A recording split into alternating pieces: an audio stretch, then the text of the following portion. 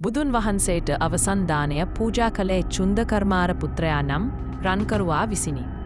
පාවානුවර වැසියෙකු වූ චුන්ද රන් රිදී මුතුමැණික් ව්‍යාපාරිකයෙක් වූ අතර ඉතා සැදැහැවත් බෞද්ධයෙක්.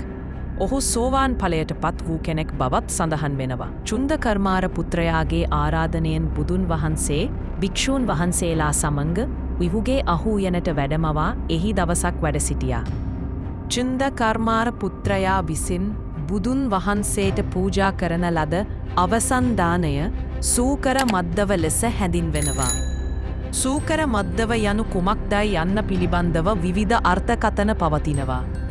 ඇතැම් අය එය ඌරු මස් වර්ගයක් ලෙස අර්ථකථනය කරන අතර තවත් අය එය හතු වර්ගයක් හෝ වෙනත් විශේෂ ආහාරයක් ලෙස අර්ථ දක්වනවා. කෙසේ වෙතත් එය ඉතා රසවත් හා ගුණදායක ආහාරයක් බව සඳහන්.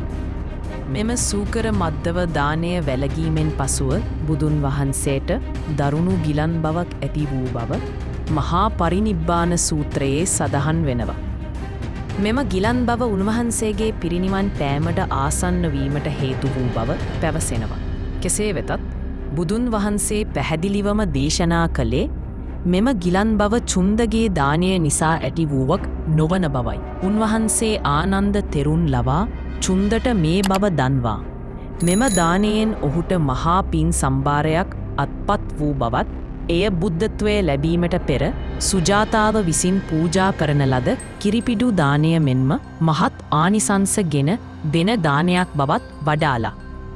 සුක්කර මද්දව දානය වැළඳීමෙන් පසුව ඇති වූ ගිලන් බව නිසා බුදුන් වහන්සේ කුසිනාරා නුවරට වැඩමවා මල්ලව රජදරුවන්ගේ උපවර්තන නම් සල් උයනේ සල්ගස් දෙකක් අතර සයනයක් පනවා පිරිනිවන් පෑසේක.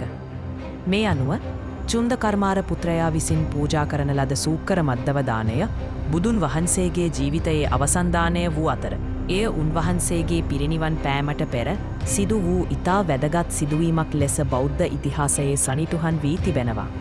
අවත් මෙවැනි වීඩියෝ නැරඹීමට ආනිසංස YouTube නාලිකාව සබ්ස්ක්‍රයිබ් කරලා ලයික් එකකුත් දාලා අප හා සම්බන්ධ වන්න ඔබ සැමට තෙරුවන් සරණයි.